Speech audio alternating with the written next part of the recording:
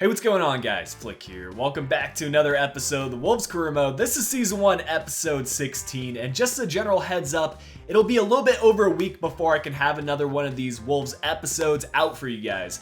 I'm heading out to Boston on Wednesday for EMLS. If you're not familiar with EMLS, I made a few videos about it on the channel, and I'll leave a card in the top right of your screen right now, which explains it in detail. But it's basically a competition where I'm going to be representing my local team, the Seattle Sounders, and competing against other MLS clubs and their gamers. So because I won't be home, I won't have a chance to record, and as such, it'll be a while before I can have another one of these episodes out. Just wanted to keep you updated in the loop regarding the upload schedule, but once I'm back from Boston, I definitely plan on recording more of these videos. But before we get into the episode details today, if you guys could leave a like on the video, that would be much appreciated. But we're going to be starting with an FA Cup replay against Bolton, and I'm going to simulate this match because we've already achieved our objective in the FA Cup, and I just don't like playing these replays. So I figure if we can advance, great. If we lose, it's not a huge deal to me, and my primary focus will be on the league for the remainder of the season. Getting into those league fixtures, we have an away match against Leeds on the 6th, and then another away match against Aston Villa on the 11th. That'll leave us with one final match to play, a home fixture against Burton Albion on the 17th. Those of you that enjoy these longer episodes should be set for a good time. It seems like anytime we start with a monthly squad report, these videos end up over 20 minutes in length, and I don't mind that personally because at this point in the FIFA cycle, those of you that are watching these videos are either big fans of Wolves, a big fan of Career Mode, or just like watching my videos in general and supporting me as a creator. So getting right into the squad report, we have some growth with Will Norris. He's gone up +1 to his reactions and +1 to his composure. Jack Ruddy has gone up +1 to his acceleration, +1 to his goalkeeper kicking, and +1 to his goalkeeper positioning. Deli Uba is our Youth Academy goalkeeper that we signed up a month ago, and he's seen some pretty good growth already. We are investing 2 slots of training into him, so I am expecting some growth. He has gone up +3 to his goalkeeper diving, +2 to his goalkeeper handling, +1 to his goalkeeper kicking, +2 to his goalkeeper reflexes, and +3 to his goalkeeper positioning. Doherty has gone up +1 in his overall, going up +1 to his dribbling, +1 to his finishing, +1 to his stand tackle. Afosu Aye has gone up +1 to his free kick accuracy, +1 to his heading accuracy, and +1 to his short passing. Cody going up +1 in his stamina, +2 to his ball control, +1 to his short passing. Bennett going up +1 to his vision, +1 to his heading accuracy. Miranda going up +2 to his sprint speed, +1 to his jumping, +1 to his vision, +1 to his short passing. House going up +1 in his overall, +1 to his interceptions, +1 to his crossing, +1 to his short passing, +2 to his marking, +1 to his stand tackle, and +1 to his slide tackle. Bowley going up +1 to his reactions. Bath going up +1 to his finishing and +1 to his heading accuracy. Amaral, another one of our Youth Academy players, hasn't grown too much yet in his overall rating, but he has gone up +1 to his crossing, +1 to his dribbling, and +2 to his stand tackle. DeLon's going up +1 to his reactions, +1 to his short passing, and +1 to his penalties.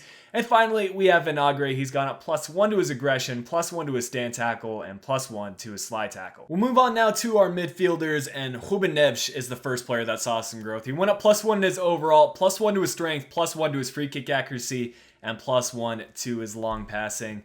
I do briefly want to talk about his pronunciation because the one that I'm using right now is taken from an interview posted on FC Porto's Twitter page. I feel like that's an accurate source, but those of you that are Portuguese or are more familiar with the language, feel free to let me know if that pronunciation sounded correct. I really do want to get his pronunciation down to a T because I feel like Neves is going to be a player that is in our team for the entirety of this career mode. So if he's going to be here, I want to make sure his name is pronounced right. But moving on, we do have Saiz who saw some growth. He went up +1 to his reactions, +1 to his aggression, +1 to his vision, and +1 to his crossing. And Ndaye going up +1 to his reactions, +2 to his vision, and +1 to his long shots. Gero went up +1 in his finishing, +1 in his long passing, +1 to his volleys. Gibbs White going up +1 in his overall, +2 to his dribbling, +1 in his long passing, +1 in his marking, +1 to his long shots, and +1 to his volleys. Finally, we do have Connor Ronan going up +1 in his agility, +1 to his vision, +1 in his long shots, and +1 to his slide tackle. Finally, we do have our attackers. Podain's went up +1 in his overall, +1 to his agility, +1 to his attacking positioning, +1 to his finishing, +3 to his heading accuracy, +1 to his short passing, and +2 to his shot power. Meyer went up +1 in his acceleration, +1 in his agility, +1 in his jumping, +1 in his stamina, +1 to his ball control, +1 to crossing, +2 to finishing, +1 to long shots, +1 to stand tackle, and +1 to volleys. And a Bakari going up +1 in his overall, +1 to agility, +3 to attacking positioning, +1 to ball control, +3 to finishing, +2 to shot power, +1 to curve, and +1 to penalties. Moving on, we have Costa going up +1 in his overall, +1 to his attacking positioning, +1 to his short passing, +1 to his stand tackle. Mason went up +1 in his overall. He specifically saw a +1 to his shot power. Nazon went up +1 in his acceleration, +1 to his jumping, +2 to his strength, +1 to his short passing. Wilson going up +1 in his reactions, +1 in his finishing, +1 to his marking. Bonatini going up +1 to his balance, +1 to attacking positioning, and +1 to ball control. Afobe went up +1 to his sprint speed, +1 to his composure, and +1 to his dribbling. Cavallero going up +1 to his crossing, +1 to his short passing, and +1 to his shot power. And finally, we have Jota. He went up +1 in his ball control and +1 to his shot power. We also have a couple of youngsters to talk about. Nawapa's overall went up by 1 to a 61, potential changing from an 85 to 94, now to an 81 to 94. Uba's overall stayed the same at 54. His potential did change from a 70 to 90, now to a 73 to 89. Dosu's overall stayed the same at 54, but his potential did change, and this was an interesting one.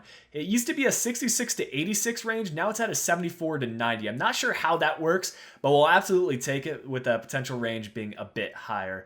Mamuepa's overall stayed the same at 56, but his potential did change from a 78 to 94, now to an 82 to 94. Fodio, his overall went up by 1 to a 54, potential changing from a 77 to 91, now to a 77 to 85. Faria went up by 1 to a 58 overall rating. His potential did change from an 82 to 92, now to an 84 to 90. And Noronha saw absolutely no change, overall staying the same at 58 and potential staying the same at 79 to 85. In order to give us the best odds of winning this FA Cup simulation, I'm fielding our strongest team possible. I like to usually use a 5 at the back formation and some of our substitute or reserve players, but in this case, Bolton are not in the best form, and we really should be picking up this result, and we are off to a great start. Podain's already having a brace, and Nevsh scoring a goal at the break, and Cody tacks one on as well. So it looks like we're on our way to a victory. Unfortunately, Cody picked up 2 yellow cards, so he will be out for the rest of this match, but we still get the 5-1 result. We will see a couple of changes to our player training for this month. The first 3 spots stayed exactly the same, working on Uba's goalkeeping and House's defending, but Nevsh got a spot to work on his dribbling, and Costa will be able to work on his attacking. I almost forgot that we did receive a transfer offer for Donovan Wilson. I previously messed up on this transfer because we were offered $260,000 from a different club,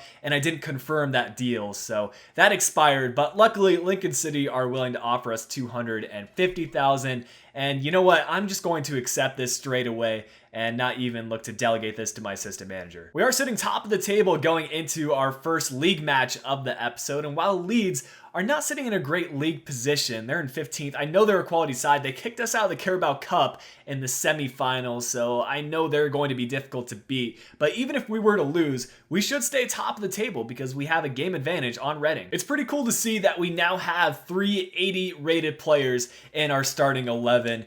And that's pretty impressive for a championship side. But while our player stamina isn't at 100%, they should be fit enough for this fixture, and we can always rely on our substitutes. I don't think I need to give any reminders about the Leeds lineup. They're using the same formation that we are, and we know how good it can be. Podain's is pulling off all the skills, and we do have a cross on the far post. This is Jota! Oh, he's been so unlucky, guys. He's getting in goal-scoring positions, but he just can't put it away. And to be fair, Wiedwald has pulled off some great saves. We do have Jota here. Actually, it fell to a phobie, and Leeds are going to be able to get it cleared once again. I want to get this goal before the halftime break, and we've had our chances to do so.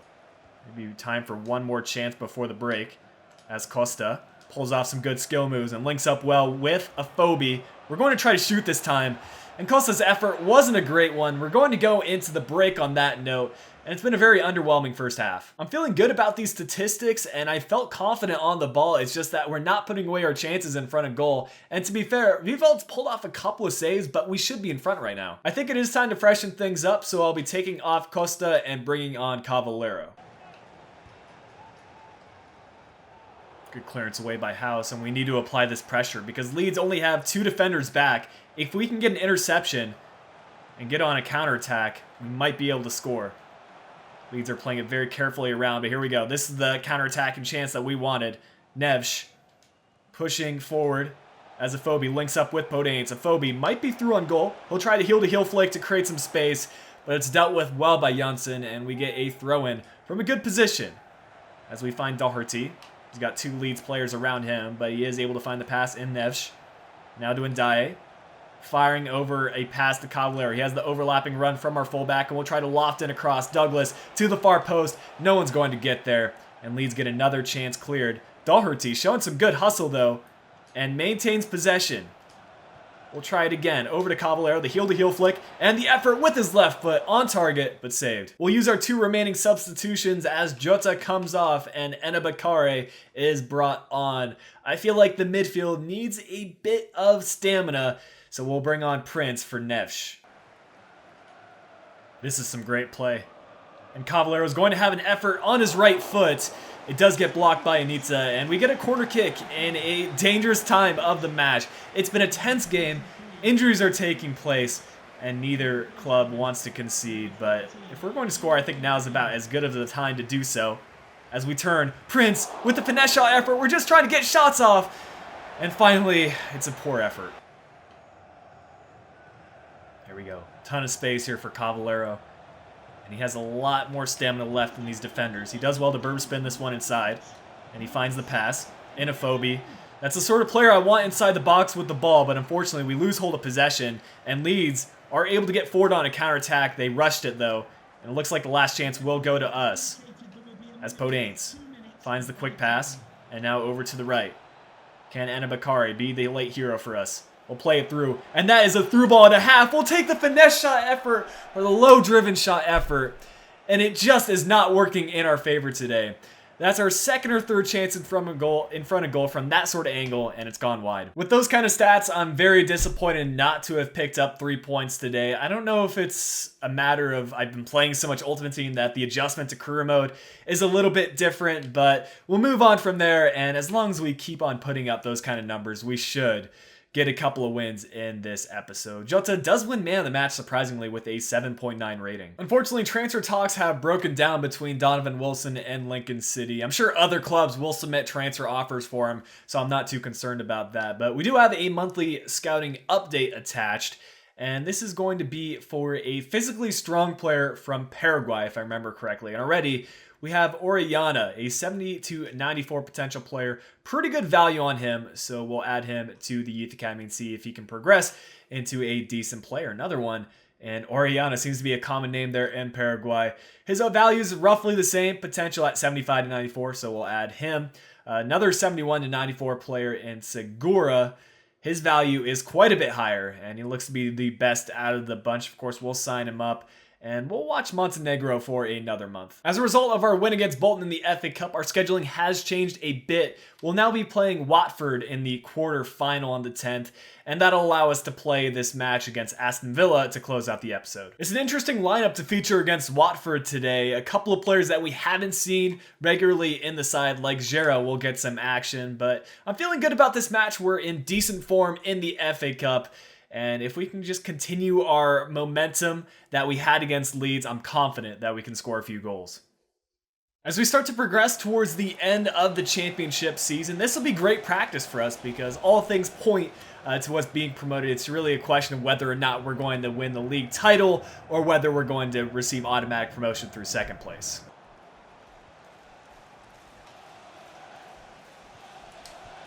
Okay. Nevsh getting on the scoreboard. That was an unexpected goal, but it was kind of a toe poke in. Nevsh was pushing up from his center defensive mid position, got inside the box, And when you're not able to score goals, you'll absolutely take ones like that, especially against a very decent Watford team. But nice goal from Leo Bonatini to find the pass in the first place. Nagre spotting out the pass and able to find Leo Bonatini. He lays it off to Gero, the far post cross. This is looking great. And what a save from the goalkeeper. I was expecting that to be going in, and not a lot of power was behind that header. Actually, the defender might have gotten it in the first place. But we do get this corner kick effort out of it, and Costa playing it to the edge of the box. This is Miranda, who loses hold of possession. Not a great place to lose the ball, but we'll apply the pressure on Gray. He plays it back into Pereira. Now they're on the counterattack. It's Williams who's looking to get the goal, but we're able to defend it well and get on an attack of our own. Neves playing it out wide. The driven through pass did not work well. Oof. That was a dangerous looking attack from Watford, but we do very well to clear it. They are playing a high line though, and Janmaat makes the interception. Now playing in the middle. Watford trying to get that goal back, and that is an effort and a half. The rebound goes straight back to Gray, and all of a sudden it's 1-1. That sort of came out of nowhere, but you need to be expecting that against Premier League opposition. Can we answer back right away? Bonatini showing off some of his skills. Oh man, it just needed to be another tap, and this time it was from Gero, and this Watford keeper is pulling off save after save. It's been a pretty even half in terms of the statistics and scoreline, and I don't think there's been a clear favorite in this opening 45 minutes, so whichever team comes out of the break with more energy and more urgency behind their play, I think they're going to be the ones that win it.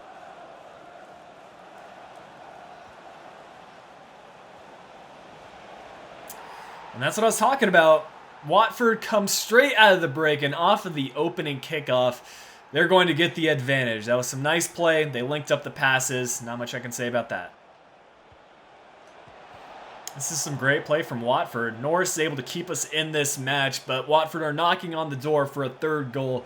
We're going to need to change something. I'll be switching up the midfield by bringing on Connor Ronan. He seems to score in most matches, and I've expressed interest in him becoming a starting 11 player. I'll say it right now. If he scores in this game and we end up winning, he will earn a spot in our starting 11. You guys can hold me to that. As for other changes, we're going to need to improve that left wing position. Jota will be brought on, and Costa will also be switched off for Enabakare. And here goes Connor Ronan. He just needs to play it across, and he will find the pass. It's Enabakare to score. The two substitutes already making an impact on this one, and with 30 minutes left to play, it's game on. We're going to be gunning for that win. Watford still looking very dangerous, as we do get a nice interception. Now we can get on the break. Saiz looking for options around him. He's trying to play that ball through to Ronan, and it didn't quite work out. Pereira, the over-the-top through ball. It goes back to Dukare. He'll have the finesse shot effort. Another nice save from Norris. He's put an incredible 80 minutes so far. Another save from Norris. We have a lot of numbers back, but now we need to get forward. As Jota finds Saiz. Back to Jota, and of course he does have the pace and the fresh legs. Can he outrun these Watford players? You do get a throw-in from a nice position, and we'll take this quickly. To Saiz. And now back to Jota. Maybe he can find someone running inside the box or get taken out for a penalty kick. He's looking for the option. That would have been a great time to score your goal after not scoring in so many matches.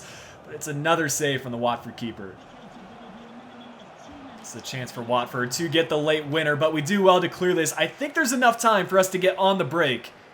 And we do need to get numbers forward, though. Bonatini finding Ronan. 2 minutes of added extra time, and we'll play this one out wide. Ref!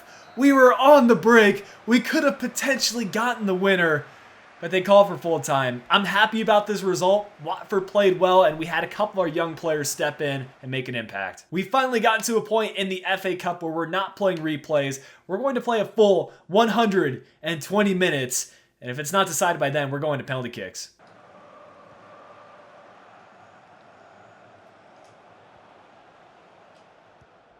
It's a nice idea, and it's worked out really well, as Jota might be able to get his goal. Can he finesse it by the keeper?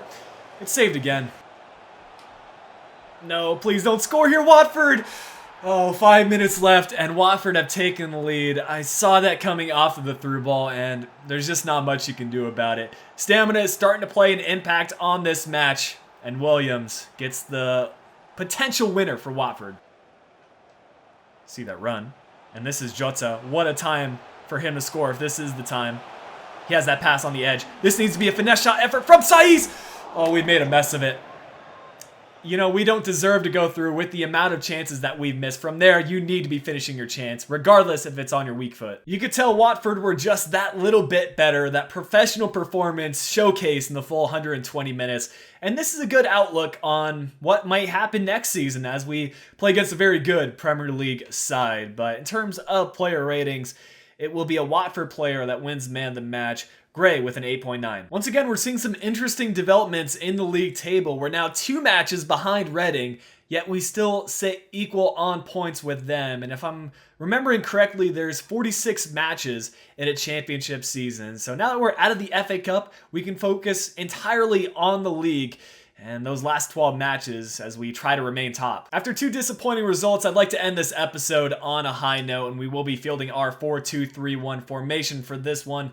Only 1 player with stamina issues, Jota at about 3/4 stamina. I do plan on bringing on Meyer for him later in the match. I have to say that Aston Villa are one of my favorite sides in the championship. I have a close connection with a couple of their players, primarily due to my FIFA 15 career mode with them. Here we go, finally some decent play. As Costa plays it through to Podence. We're going to try to stop and turn. Nice bit of agility from him as we drag it back. And play this one through. Some brilliant play, and Nevsh just had to finish it low and hard. Instead he skyrockets it over the crossbar. Great block from Willy Boy. There hasn't been a whole lot of action in this match. That was really Aston Villa's first chance to score. But here we go on a break of our own, as Jota tries to get out wide, and he's beaten the defender. We have options in the middle, and we may look to utilize them as Podence goes through. We're finding a Phobie for the square ball, and our finishing today has been so off. I don't know why we keep on missing these chances when we just needed to go with a simple finish. See that run from Costa. We're going to try the shot to the far post. Finally, something works out in our favor. And of all the chances, that's probably been our best. Just getting on a simple counterattack. Good vision from a Phobie to spot out the run from Costa. And from a difficult angle, we did well to finish. Once again, pretty good stats at the break. We just need to close this one out and pick up 3 points. I will be making 1 substitution at the halftime break. Jota is too low on stamina, so we're going to give Meyer a shot. Close chance there, but Aston Villa's shot going off the post. And I feel like we defended that pretty well. If that would have gone in, then you just need to take it for what it is. There we go, some nice link-up play. A Phobie might be through, or he could play it one more pass to Podence. He will do just that. It falls to Meyer, and I don't think he was expecting to shoot there because he was off balance. The shot goes well wide. There we go, this could be a chance for us to get a second. Meyer, some nice dribbling. And he's going to play this one through to Phobie. Might be onside. He is. And that will be 2-0. Benica Phobie grabbing a second for us. And that was a very close call. But I believe it was a left back that kept him on. And we'll walk away with 3 points from this one. At least it looks like it. With that second goal, we can use our 2 remaining substitutions. Costa being brought off. Cavallero being brought on. And let's give Gibbs White a little bit of action. We'll swap him and Podence. Oh, Meyer's taken out inside the box, and that should be a penalty kick for us. It's too bad Jota isn't in this game anymore because I would put him on the spot just to break that goal-scoring drought. Actually, I'll probably give it to Meyer because he did win us the penalty. We'll just see if this Aston Villa player is sent off, but no, it's just a yellow card for him, and we'll let Meyer step up for this one. He did, of course, score either in the last episode or the one before that, so we know he can take these penalty kicks. We'll see if we can put it off to the right and put the keeper off guard. He goes the right way. It's saved. Won't make an impact on this result, though. That's the sort of professional performance I was looking for the entirety of the episode. We managed to secure the clean sheet and a nice 2-0 result. Benica Phobie winning man of the match with a 9.5 rating. But guys, that'll bring an end to today's episode of the Wolves Career Mode. I hope you have enjoyed it. If you did, make sure you leave a like on the video. Subscribe to the channel if you are new around here. And if you're interested, you can follow me on my social links. There are links to those in the description down below. But until next time, this has been Flick. I'll be talking to you guys again soon.